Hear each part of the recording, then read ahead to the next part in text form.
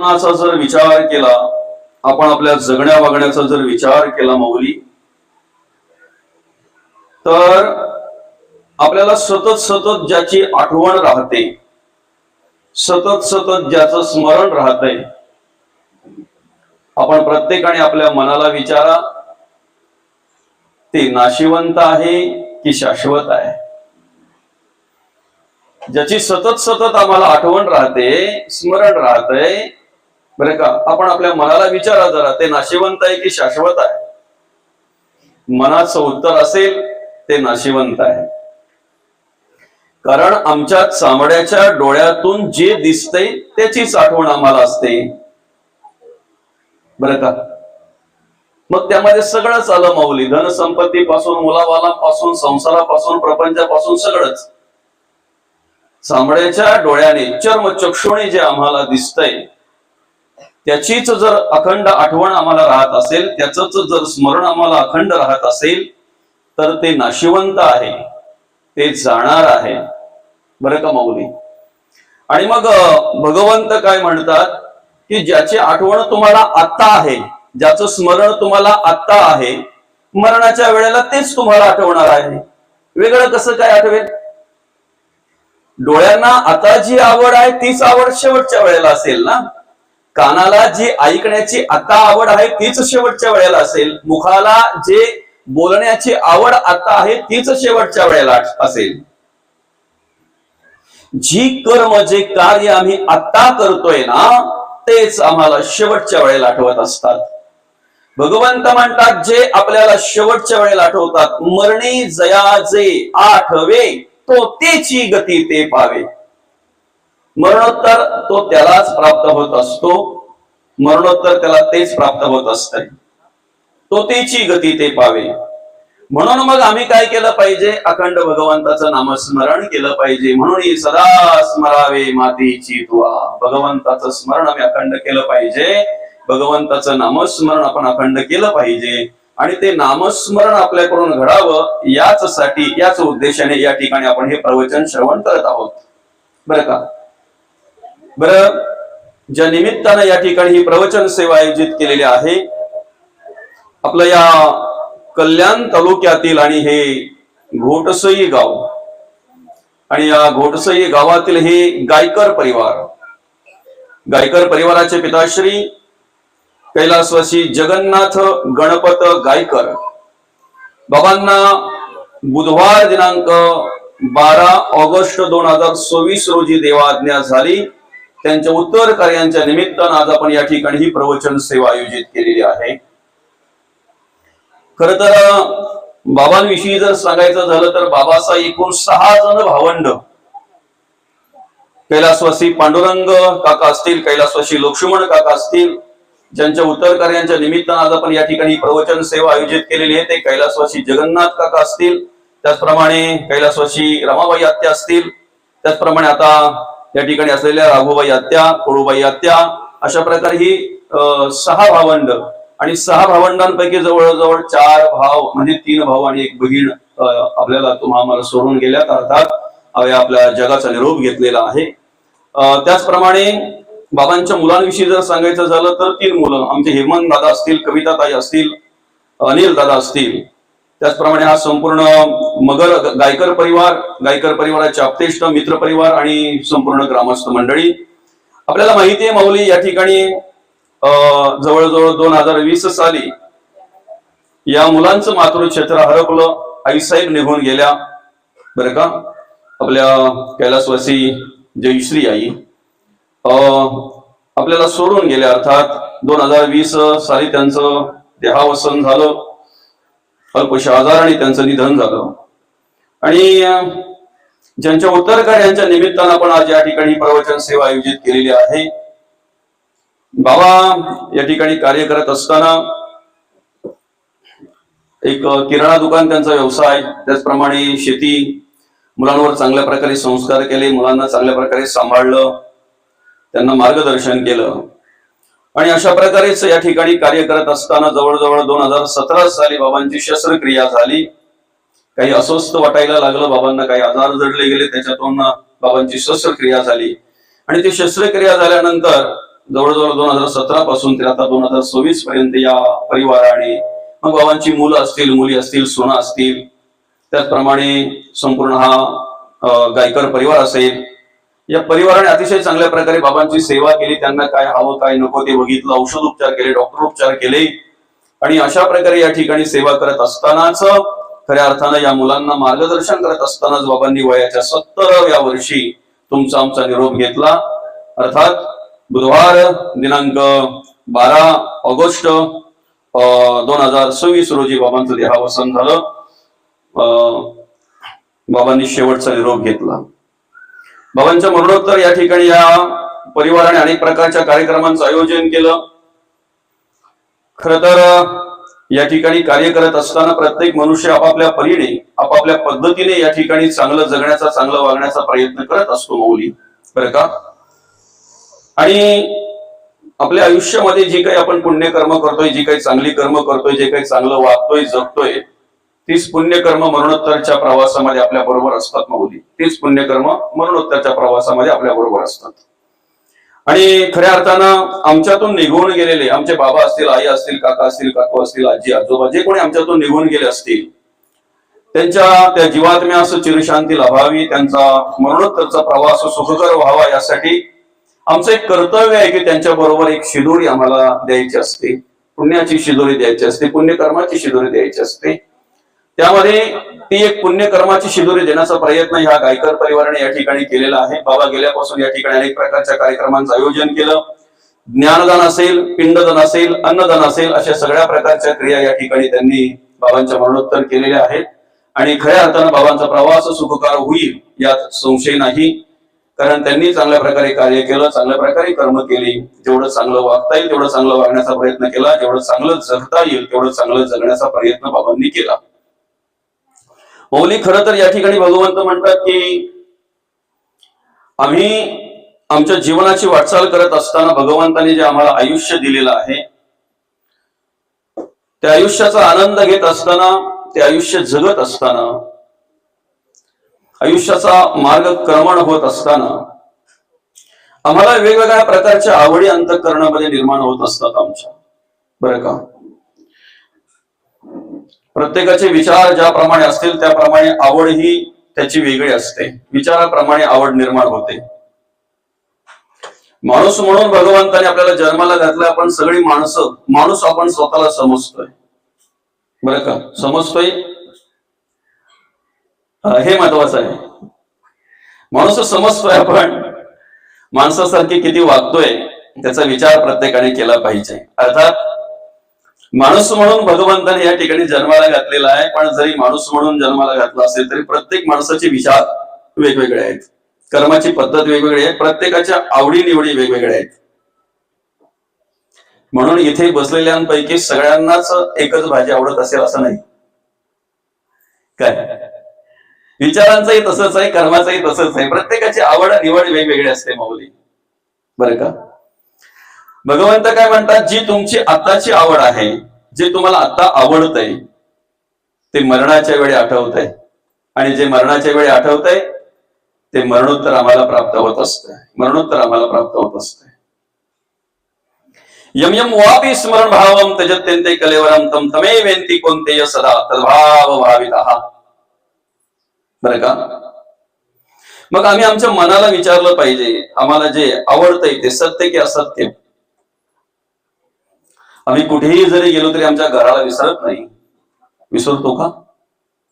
कुठेही जाऊ द्या, म्हणजे तीर्थक्षेत्री सुद्धा जाऊ द्या,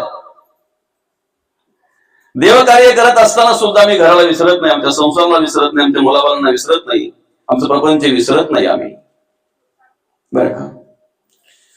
संत म्हणतात, ज्याची आठवण आम्हाला सतत सतत असते ते नाशिवंत आहे, ते जाणार आहे. त्याच आठवणीत जर आमचं देहावसन झालं, त्याच आठवणीत जर आम्ही या जगाचा निरोप घेतला मौली, तर पुनरपि जननम पुनरपि मरणम पुनरपि जननी जठरी शयनम उपजेते नसे आणि नसे ते पुनरपि दिसे, हे खटिका यंत्र कैसे परिभवेगा. कारण आताही आमचा जन्म वासनेच्या संगे झालेला आहे. काय म्हणतात नाथ महाराज हरिपाठातील पहिला अभंग, जन्म घेणे लागे वासनेच्या संगे.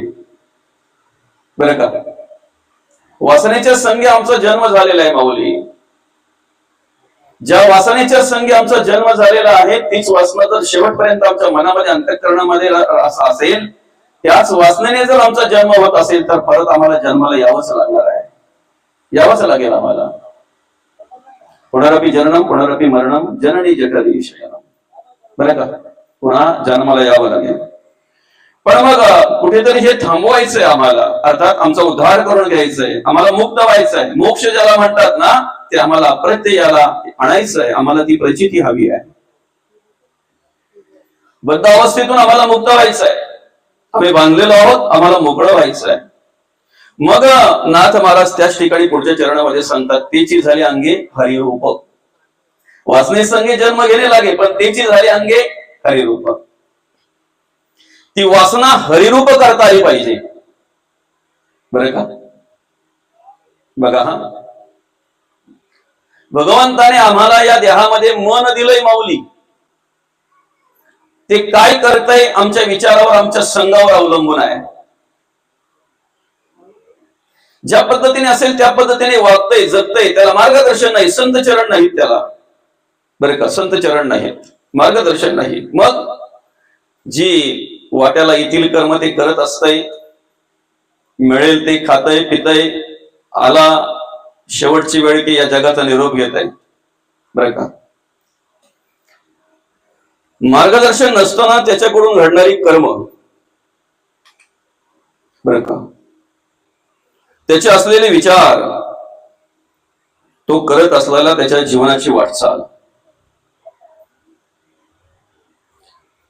खर तर मायेमध्ये असणं, अंधश्रद्धेमध्ये असणं, देहबुद्धीमध्ये असणं, अज्ञानामध्ये असणं, रजोगुण किंवा तमोगुण घेऊन जर आम्ही आमचं कार्य करत असू तर दोघांची विभागणी अशी केलेली आहे. जर रजोगुणाने कार्य करत असू तर पुनरावृत्ती, पुनरावृत्ती, आणि तमोगुणाने जर कार्य करत असू तर अधोगती. बरं का,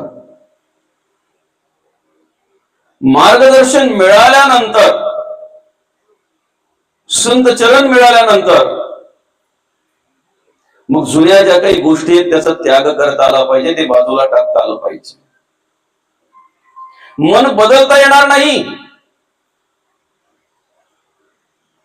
ते पूर्वी मन आमचं अधर्म करायचं, अनितीने वागायचं, अनितीने जगायचं, पापकर्म करायचं. मग आता आम्हाला जाणीव झाली, आता संतांचं मार्गदर्शन मिळालं, मग आता आम्हाला मन बदलायचं आहे. देह बदलता येणार नाही, इंद्रिय बदलता येणार नाहीत, मन बदलता येणार नाहीत. परिवर्तन करता येईल, मनामध्ये परिवर्तन करता येईल, इंद्रियांमध्ये परिवर्तन करता येईल, नवे नवे देहामध्ये परिवर्तन करता येईल. याच देहाने, याच मनाने, याच इंद्रियांनी आम्हाला आमचा स्वतःचा उद्धार करून घ्यायचा आहे. आम्हाला आमचा स्वतःचा उद्धार करून घ्यायचा आहे माऊली, याच इंद्रियांनी, याच मनाने आणि याच देहाने. बरं का, त्यासाठी आम्हाला संतांचे चरण पाहिजेत, संतांचं मार्गदर्शन हवं आहे. त्यासाठी आम्ही संतांचे विचार श्रवण केले पाहिजेत, ऐकले पाहिजेत, त्याप्रमाणे जगण्या वागण्याचा प्रयत्न केला पाहिजे.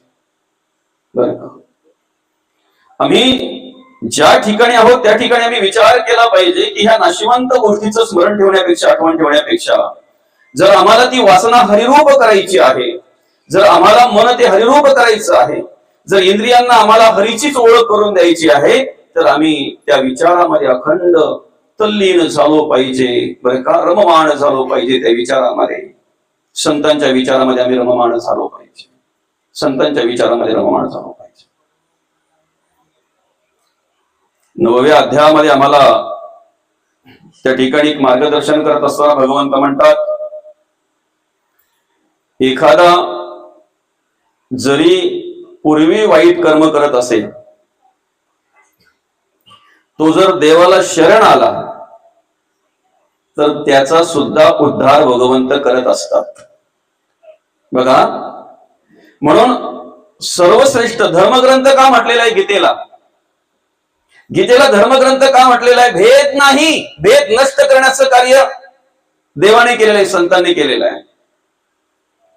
बरं का, भेद नाही. तिथेच पुढे मार्गदर्शन करत असताना असं म्हटलेलं आहे त्याच अध्यायामध्ये, बरं का, तो शूद्र असो, क्षत्रिय असो व वैश्य असो, जर मला शरण आला तर भगवंत म्हणतात मी त्याचा उद्धार करतो. बाकीची जे काही गोष्टी आहेत ना, काही असेल आम्हाला संकोचित वृत्तीमध्ये ठेवतात. काही वेळेला काही पुराण वाचता वाचता आमच्या मनामध्ये भ्रम निर्माण होतो, मग आम्ही करावं की नाही करावं, हा आमचा अधिकार आहे की नाही आहे. पण त्याच्याही पलीकडे जाऊन त्याच अध्यायामध्ये भगवंत आम्हाला मार्गदर्शन करत असताना म्हणतात, पुरुषच काय, महिला जरी शरण आल्या तरी महिलांचा सुद्धा उद्धार मी करत असतो.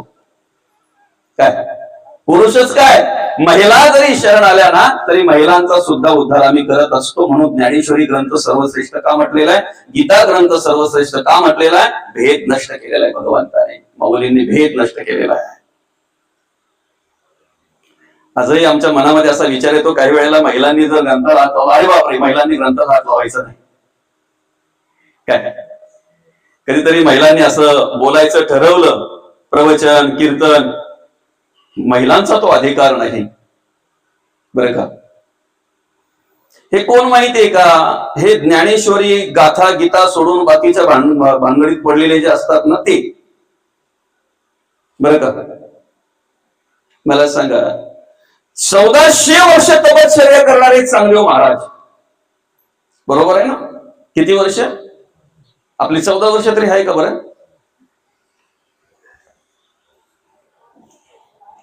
1400 वर्ष तपश्चर्या करणारे चांगदेव महाराज, आणि त्या चांगदेव महाराजाचे गुरु कोण बरं, मुक्ताई नमो त्रिभुवनी पावनी अद्यत्रय जननी देवाची आहे. मुक्ताबाई महिलांना, जनाबाई महिलांना, कान्होपात्रा महिलांना, बहिणाबाई महिलांना अधिकार दिला कोणी, माऊलींनी अधिकार दिलेला आहे. देवाने स्वतः अधिकार दिलेला आहे, देवाने स्वतः अधिकार दिलेला आहे. जरा वाचा 9वा अध्याय मग कळेल. पुरुषांचाच का, स्त्रिया जरी शरण आल्या ना तरी त्यांचा सुद्धा उद्धार करतो भगवंत म्हणतात. म्हणून भेद नको परमार्थ करत असताना. तिथेच एक मार्गदर्शन करत असताना असं म्हटलेलं आहे, कुठल्याही संप्रदायाचा असू द्या, भगवंत म्हणतात मी एक आहे, बीज एक असते, त्याच्यापासून एकदा झाड निर्माण झालं की त्याच्या फांद्या अनेक असतात. तुम्ही फांद्यांना पाणी घालता का मुळाला, फांद्या टवटवीत व्हाव्यात, फांद्यांना ते जे काय असेल ते मिळावं म्हणून तुम्ही खत पाणी कुठे घालताय, मुळाला. भगवंत म्हणतात तेच आम्हाला करायचं आहे. सर्वत्र मी एकच आहे, फक्त मला पहा. म्हणून तर नामदेव महाराज म्हणतायत माऊलींच्या बरोबर मी जाईन भगवंता. बघा सुरुवातीला जात नाहीत, कारण काय सांगितलंय, तीर्थयात्रा करायची तुम्हाला ठीक आहे, पण माझं तीर्थ पंढरपूर हेच माझं तीर्थ. आतापर्यंत पंढरपुराशिवाय मी कुठे गेलोच नाही, आणि पांडुरंग परमात्मा हाच माझा देव, त्याच्या व्यतिरिक्त नाही. भगवंताला सांगताय कोण, नामदेव महाराज, देवा मी जाईन ना, तुम्ही म्हणताय म्हणून जाईन, पण जिथे जाईन तिथे तुम्हीच मला दर्शन द्यायचंय. याला निष्ठा म्हणतात, याला श्रद्धा म्हणतात, याला भाव म्हणतात. आणि या भावाचा भुकेलेला आहे देव, या निष्ठेचा, या श्रद्धेचा देव भुकेलेला आहे. माऊली, आम्हाला आमच्या जीवनाचा जर उद्धार करून घ्यायचा असेल तर सर्वप्रथम आमच्या अंतःकरणातला भेद नष्ट झाला पाहिजे. मला सांगा, गीता हा ग्रंथ भगवंतांनी कोणासाठी ऐकवला? अर्जुन निमित्त मात्र आहे, अर्जुन निमित्त मात्र आहे. त्यासाठी माऊलींनी दिलेलं उदाहरण आपल्याला, गाय वासरासाठी दूध देते, पण आमची भूक भागली जाते ना, आमची भूक भागली जाते, वासराची भूक भागता भागता आमची भूक भागली जाते. तसं हा ग्रंथ आहे ना, अर्थात ज्ञानेश्वरी असेल, गीता असेल, प्रत्येकाने, प्रत्येकाशी येते हा अधिकार, प्रत्येकाशी येते हा अधिकार, सगळ्यांशी सगळ्यांशी येते हा अधिकार, बरं का. प्रत्येकाने, सगळ्यांनी या ठिकाणी फक्त ते नतमस्तक झालं पाहिजे, तेवढी नम्रता अंतःकरणामध्ये पाहिजे, आणि मनोभावे अंतःकरणपूर्वक आमच्या, बरं का, पूर्ण विश्वासाने त्या ठिकाणी आम्ही नतमस्तक झालो पाहिजे, तो अभ्यास केला पाहिजे. आलं का लक्षात? त्यासाठी आम्ही अधिकार प्राप्त करून घेतला पाहिजे. माऊली, अधिकार असेल तर होईल, नाही तर नाही. बाहेर एखाद्या ठिकाणी एखाद्या कंपनीमध्ये जर आम्हाला नोकरी करायची असेल तर त्यासाठी आमचं पहिलं शिक्षण विचारलं जात आहे, आमचा अनुभव विचारला जातो व्यवहारात नोकरी करताना. इथे तर देवकार्य करायचंय, संत कार्य करायचंय, अधिकार नको का? काय अहो भगवंत म्हणतात, संत म्हणतात, सत्पत्रा वाचून सद्वस्तू टिकून राहत नाही, तसं आम्ही त्या अधिकाराचा झाल्याशिवाय आम्हाला परमार्थ कळत नाही किंवा ते परमार्थिक विचार आमच्या अंतःकरणामध्ये मनामध्ये आम्ही ठेवू शकत नाही, साठवू शकत नाही. दूध जर घ्यायचं असेल तर दुधाचंच भांड त्या ठिकाणी वापरलं जातंय, कुठल्याही भांड्यामध्ये दूध घेतलं जात नाही, नाही जात माऊली, दुधाचं भांड असतंय. वाघिणीचं दूध जर पचवायचं असेल ना तर त्या वाघिणीची पिलीच लागतात, कोणाला पण नाही जमत ते. एवढं प्रकार असतंय ना, भांड्याला छिद्र पाडता येतं, एवढं प्रकार असतंय माऊली, बरं का. संतांचे विचार जर आम्हाला आमच्या अंतःकरणामध्ये मनामध्ये जर साठवायचे आहेत ना, तर त्यासाठी आधी आम्ही आमचं मन आणि अंतःकरणाचा विचार केला पाहिजे. संतांचे विचार जर आम्हाला मनामध्ये अंतःकरणामध्ये साठवायचे आहेत, बरं का. इंद्रियांकडे परमार्थ नंतर दिसतो, इंद्रियांकडे भक्ती नंतर दिसते, भक्ती घडताना नंतर इंद्रियांकडे तो विचार येतो. पहिला जो विचार येतो तो अंतःकरणामध्ये. अंतःकरण, मन, बुद्धी, चित्त आणि अहंकार हे अंतःकरण पंचकाचा विषय आहे, बरं का. जे पोटात असतंय ना तेच ओठात येत आहे, चेहऱ्यावर तेव्हा दिसतंय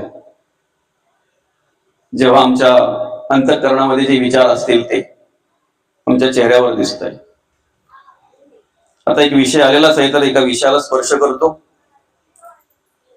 ज्या जाती वगैरे आहेत ना, बरं का, ज्यांना आम्ही विशेष महत्व देतो ते व्यवहारासाठी ठीक आहे, आलं लक्षात ना.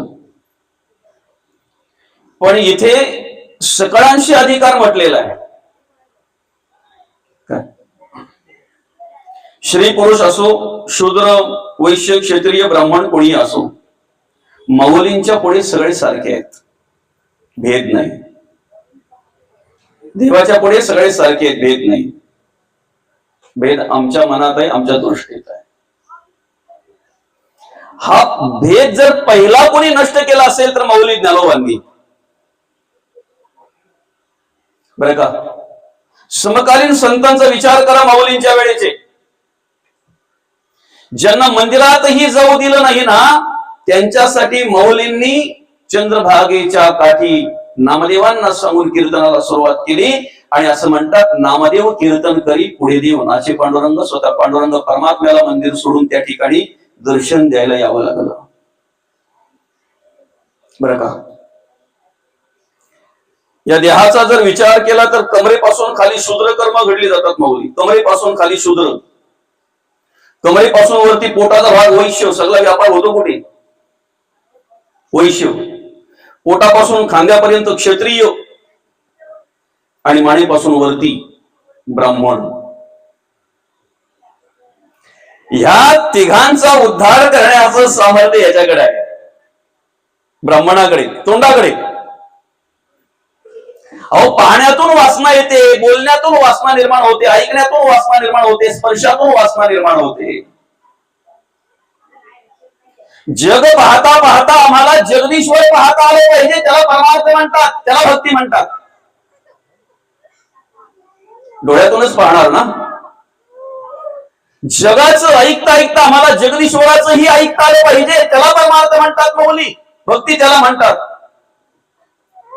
आणि ह्या मुखातून बोलता बोलता आम्हाला जगदीश्वराचंच बोलता आलं पाहिजे, भजन करता आलं पाहिजे, देवाचं नामस्मरणच करता आलं पाहिजे, त्याला परमार्थ म्हणतात, त्याला भक्ती म्हणतात. या तिघांचाही उद्धार करण्याचा, करून घेण्याचा अधिकार याचा आहे. म्हणून याला विशेष महत्व दिलेलं आहे. पासपोर्ट फोटो याचाच असतो, यालाच विशेष महत्व दिलं जात आहे. एखाद्या ठिकाणी अपघात झाला तर त्याचे पाय, त्याचे हात अगोदर बघितले जात नाही, पहिले ओळख पटण्यासाठी त्याचा चेहरा बघितला जातो. माऊली, या ठिकाणी आम्ही स्वतःचा जर उद्धार करून घ्यायचा असेल तर आम्हाला जो संतांनी अधिकार दिलेला आहे त्याचा विचार सर्वप्रथम केला पाहिजे आणि त्या पद्धतीने जर आम्हाला कर्म करायचे, त्या पद्धतीने जर आम्हाला परमार्थ भक्ती करायची, तर पहिला विचार केला पाहिजे ज्यांचं किचन स्वच्छ आहे ना, स्वयंपाकगृह, ओटीवर येणारा पदार्थ सुद्धा स्वच्छच येतो. किचन मध्ये, स्वयंपाकगृह मध्ये जे शिस्त आहे ना, ते ओटीवर शिजत असते, ते आमच्या चेहऱ्यावर दिसत असत. काय म्हणून अंतःकरणाला खूप महत्व आहे. ऐका हा, का महत्व आहे? अंतःकरण हे त्याचं स्थान बिंबी जवळ सांगितलंय, नाभिस्थानी. बरं का, नाभिस्थानी अंतःकरण सांगितलेलं आहे. ती जागा आमच्या संपूर्ण शरीरातली किती महत्वाची आहे. आईच्या गर्भात असताना नवही द्वार बुजली गेली, त्यावेळेला आम्हाला ऑक्सिजन दिलं, श्वास नाभीतून. शरीराला अन्नरसाची गरज होती, ते अन्नरस सुद्धा तिथूनच आम्हाला पुरवलं गेलं, माऊली, तिथूनच पुरवलं गेलं. नाभिस्थानी अंतःकरण.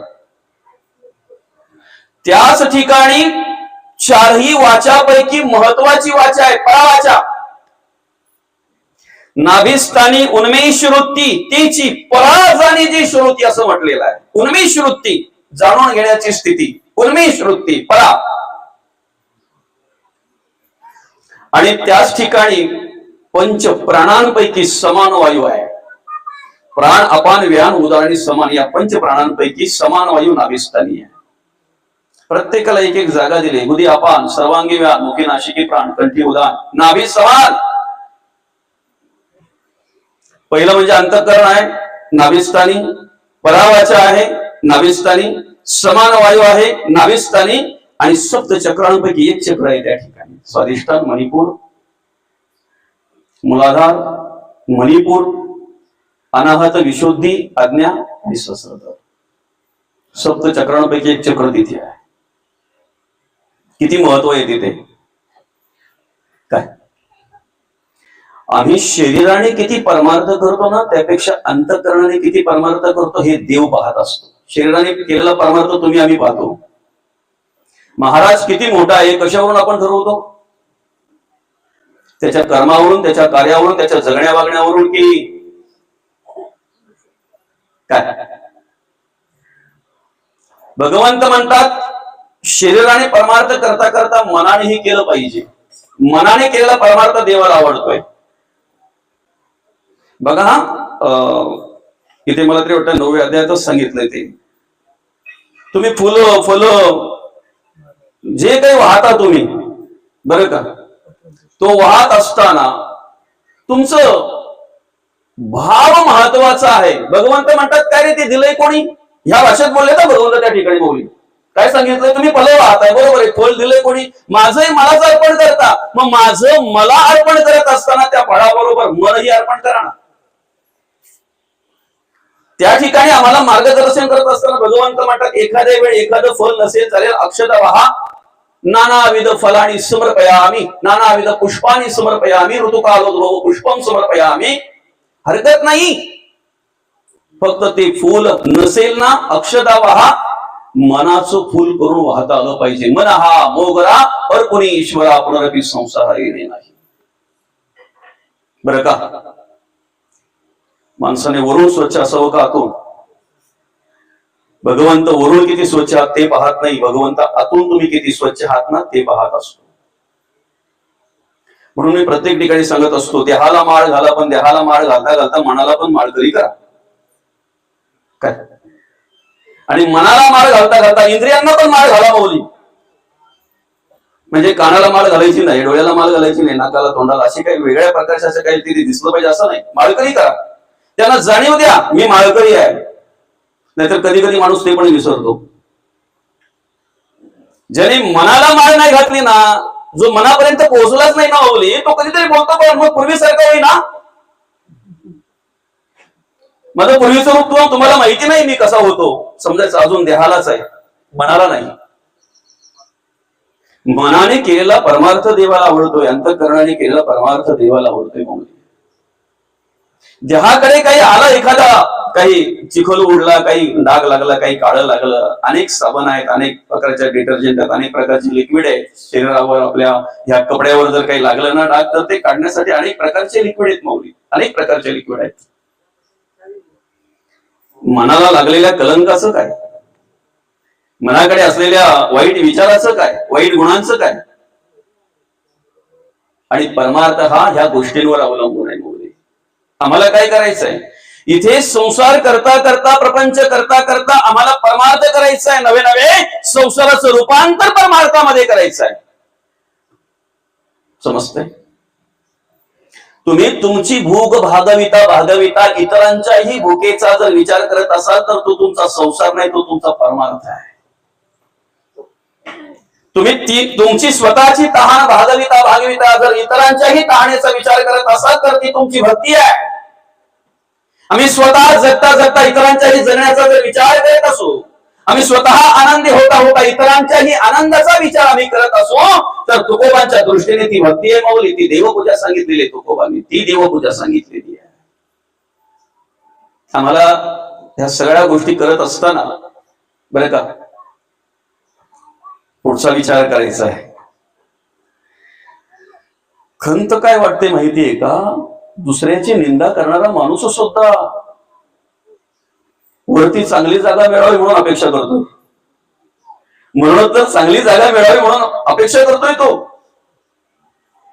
द्वेष करणारा, मत्सर करणारा, तिरस्कार करणारा, अधर्म करणारा, अनितीने वागणारा, अनितीने जगणारा सुद्धा असं वाटतंय त्याला वरती जागा चांगली मिळाली पाहिजे. संत म्हणतात ज्याला वाटतंय ना वरती जागा चांगली मिळावी त्याने खालती चांगल्या जागेवर बसावं. सूत्र आपल्या हातात आहे भाऊली. आता जे आम्ही करतोय ते आम्हाला मिळतंय. काय म्हटलेलं आहे, मरणी जया जे आठवे तो त्याची गती ते पावी म्हणून सदा स्मरावे मातेचे तुवा. ते मी जितेनी अवसरे जेवढून जीवीवर येते मरणाची फेरे फारवू लागे. आता जे आम्ही करतोय, जे आठवतोय, ज्याच्यावर प्रेम करतोय, ज्याच्याविषयी आसक्ती निर्माण होते, ज्याच्याविषयी ममत्व निर्माण होतंय ते आम्हाला शेवटच्या वेळेला आठवतंय. आणि जे आम्हाला शेवटच्या वेळेला आठवतंय मरणोत्तर आम्ही त्याला प्राप्त होत असतो. प्रत्येकाला असं वाटतंय की देव पाहावं अशी गेलो आणि देवाची होणी ठेवा. अर्थात आम्हाला देवाला प्राप्त व्हायचंय, आम्हाला भगवंताला प्राप्त व्हायचंय, आम्हाला देवाच्या ठिकाणी निवास करायचा आहे. निवसेसी मयव अत हृदवन संशय हा आपण कधी मयेव मनादस्व मय बुद्धी निवेश हा. बरं का, मला बुद्धी अर्पण करा, मला मन अर्पण करा. निवसेसी मयव अत हृदवन संशय 12व्या अध्यायामध्ये भगवंत म्हणतायत माझ्या ठिकाणी निवास कराल ना तुम्ही, माझ्या ठिकाणी निवास करा. फक्त मन मला अर्पण करा, बुद्धी माझ्या ठिकाणी स्थिर करा, अंतःकरणापासून परमार्थ करा. भगवंत म्हणतात तो परमार्थ मला आवडतोय. आणि काय म्हणतात भगवंत, तो परमार्थ मी स्वतः स्वीकारत असतो. बरं का, भावाने, श्रद्धेने, विश्वासाने, निष्ठेने जर एखाद्या ठिकाणी तुम्ही एखाद्या वेड्या वाकड्या आकाराच्या दगडाला जरी देव समजलात ना, ऐका जरा व्यवस्थित, ते काही कोरीव काम केलेलंच पाहिजे असं काही नाही. फक्त तुमचा भाव असेल, निष्ठा असेल, श्रद्धा असेल तर भगवंत म्हणतात तुम्ही केलेली पूजा